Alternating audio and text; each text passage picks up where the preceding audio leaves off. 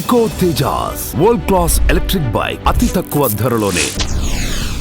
స్నేహానికి కులం అడ్డు రాలేదు, కలిసి తిరగడానికి కులం అడ్డు చెప్పలేదు, మందు కొట్టడానికి కులం నో అనలేదు. కానీ తన చెల్లి ప్రేమించి పెళ్లి చేసుకోవడాన్ని మాత్రం కులం జీర్ణించుకోలేకపోయిందే. పగబట్టి మట్టుబెట్టింది. చెల్లి మెడలో పుస్తెల తాడును తెంపింది. తెలంగాణలోని సూర్యాపేట జిల్లాలో జరిగిన పరువు హత్యలో సంచలన విషయాలు వెలుగు చూస్తున్నాయి. సినిమా కథను తలపిస్తోంది ఈ క్రైమ్ స్టోరీ. సూర్యాపేట జిల్లా కేంద్రంలోని పిల్లలమర్రి సమీపంలో వడకొండ్ల కృష్ణ అలియాస్ మాలబంటి అనే యువకుడు దారుణ హత్యకు గురయ్యాడు. బంటి హత్యకు కారణమేంటో తెలుసా? ప్రేమ పెళ్లి. తన భార్య అన్నదమ్ములే బంటిని హతమార్చారు. వారు బంటి భార్య అన్నదమ్ములే కాదు, బంటి ప్రాణ స్నేహితులు కూడా. సూర్యాపేట మున్సిపాలిటీ పరిధిలోని పిల్లలమర్రి గ్రామానికి చెందిన కోట్ల నవీన్, బంటి బెస్ట్ ఫ్రెండ్స్. నిత్యం కలిసి తిరిగేవారు. ఒకరికొకరు అనేలా వారి మధ్య స్నేహం ఉండేది. నవీన్ ఇంటికి బంటి తరచూ వస్తూ ఉండేవాడు. కుటుంబ సభ్యులతో పరిచయం ఏర్పడి ఆ ఇంట్లో ఒక్కడిగా మెలిగాడు. ఈ క్రమంలోనే నవీన్ చెల్లెలు భార్గవితో బంటికి పరిచయం ఏర్పడింది. అది ప్రేమగా మారింది. ఒకరినొకరు విడిచి ఉండలేని స్థాయికి చేరింది. వారిద్దరి ప్రేమ విషయం నవీన్తో పాటు అతడి కుటుంబ సభ్యులకు తెలియడంతో గొడవలు మొదలయ్యాయి. భార్గవిని హెచ్చరించినా వినకుండా బంటితో ప్రేమను కొనసాగించింది. 6 నెలల క్రితం ఇంటి నుంచి బయటకొచ్చి ఇద్దరు పెళ్లి చేసుకున్నారు. దీంతో బంటిపై పోలీసులకు అమ్మాయి కుటుంబ సభ్యులు ఫిర్యాదు చేశారు. పోలీసులు భార్గవికి కౌన్సిలింగ్ చేసినా ఆమె వినలేదు. బంటితోనే ఉంటానని చెప్పింది. అనంతరం సూర్యాపేటలోని మామిళ్లగడ్డలో కాపురం పెట్టారు. ఇది నవీన్, అతడి కుటుంబ సభ్యులకు రక్తం మరిగేలా చేసింది. ప్రేమించి పెళ్లి చేసుకోవడమే కాకుండా కళ్ల ముందే కాపురం పెట్టడంతో తట్టుకోలేకపోయారు. ఎన్నాళ్లకైనా అంతం చేస్తానంటూ హెచ్చరించాడు. తర్వాత కూడా ఇద్దరి మధ్య పలుమార్లు గొడవలు జరిగాయి. దీంతో బంటిని చంపేందుకు పథకం రచించారు.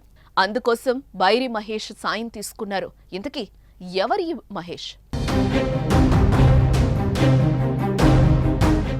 మహేష్ ఎవరో కాదు, బంటికి నవీన్కు మిత్రుడే. మహేష్ పై 2 హత్యాయత్నం, గొడవల కేసులతో పాటు రౌడీ షీట్ కూడా ఉంది. ఇతడు 2 నెలలుగా బంటితో ఎక్కువగా స్నేహం చేస్తున్నాడు. చిన్న చిన్న సెటిల్మెంట్లు చేస్తూ వాటికి బంటిని పిలిచి డబ్బులు ఇచ్చేవాడని సమాచారం. ఈ నేపథ్యంలో ఆదివారం ఓ సెటిల్మెంట్ కుదిరిందని కృష్ణకు ఫోన్ చేసి రప్పించాడు. సాయంత్రం 5 గంటలకు తన వ్యవసాయ బావి వద్దకు తీసుకెళ్లాడు. కానీ అప్పటికే ఇంటి నుంచి బయటకు వెళ్లిన బంటి తిరిగి రాకపోవడంతో మహేష్కు భార్గవి ఫోన్ చేసింది. బంటి బిజీగా ఉన్నాడని 10 నిమిషాల తర్వాత మాట్లాడిస్తామని ఆమెకు చెప్పారు. కానీ ఆ రాత్రి బంటి తిరిగి రాలేదు. కట్ చేస్తే సోమవారం తెల్లవారుజామున పురపాలిక పరిధిలోని పిల్లలమర్రి సమీప మూసి కాలువ కట్టపై బంటి శవమై తేలాడు.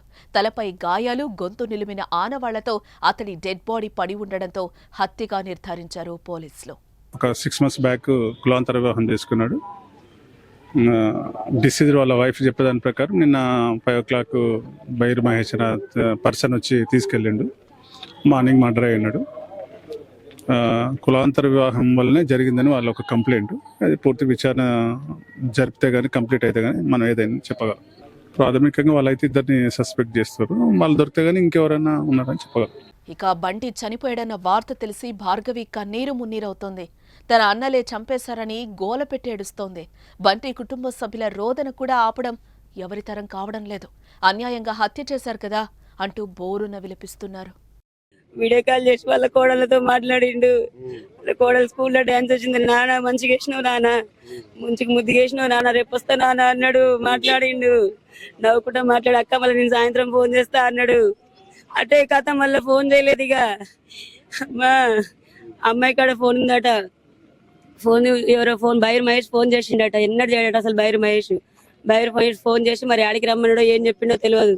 ఎప్పటి నుంచో గత కొన్ని సంవత్సరాలుగా ఉంది వీళ్ళ ప్రేమ. పెళ్ళై 6 నెలలు అవుతుంది. పెళ్లి చేసుకున్నాక ఒక 2 వారాలకి వాళ్ళు గొడవ పెట్టిరు. స్టేషన్ లో కేసు పెట్టిరు. కేసు పెడితే అమ్మాయి పోనన్నది. తమ్ముడు అన్నాడు, పో మీ అమ్మోళ్ళు రమ్మంటున్నారుగా, పోయి ఉంచుకుంటే ఉండు. అమ్మాయి 3 రోజులు పోయింది, వాళ్ళ ఇంట్లో ఉన్నది. మళ్ళీ తెల్లారి స్టేషన్ కి వచ్చిర్రు.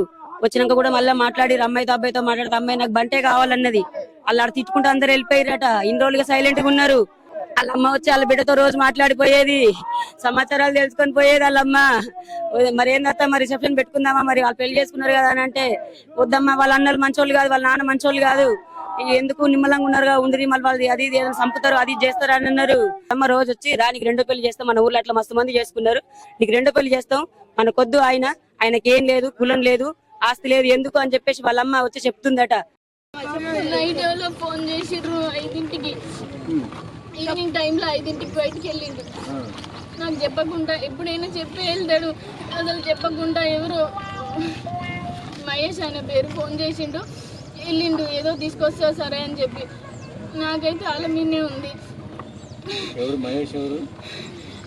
చాలగడ్డ అంటే ఎవరు నాకేం చెప్పలేదు, అసలు చెప్పి కూడా పోలేదు. ఎప్పుడైనా చెప్పి పోతాడు. మీ పేరెంట్స్ మీద ఏమైనా అనుమానం ఉందా? ఈ మధ్యకాలంలో మీ అన్న ఏమైనా బెదిరిస్తుందా?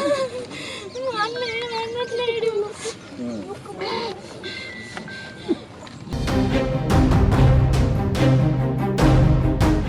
కుటుంబ సభ్యులే తన కుమారుణ్ణి హత్య చేశారని కృష్ణ తండ్రి డేవిడ్ ఇచ్చిన ఫిర్యాదు మేరకు భార్గవి అన్న నవీన్, తమ్ముడు వంశీ, తండ్రి సైదులు మహేష్పై హత్య, ఎస్సీ ఎస్టీ అట్రాసిటీ కేసు నమోదు చేశారు.